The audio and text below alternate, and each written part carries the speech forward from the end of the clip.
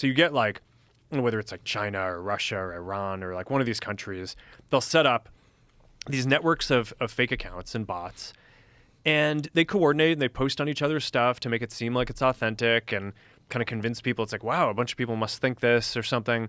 And the way that you identify that is you build AI systems that can basically detect that those accounts are not behaving the way that a human would. And when we find that there's like some bot that's operating an account. How do you differentiate? How do you figure that out? It just, I mean, there are some things that a person just would never do. Right. Like, So, have you met Lex Friedman? yes. Yeah, right. Yeah.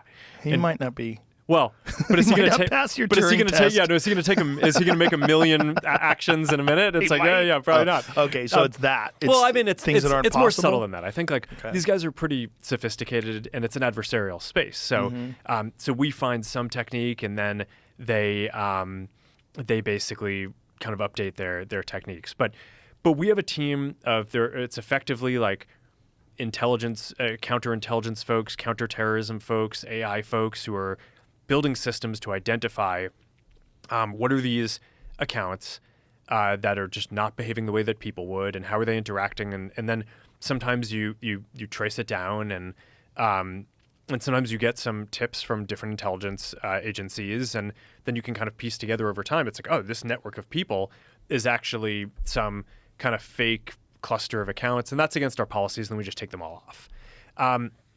But How are you sure? Like,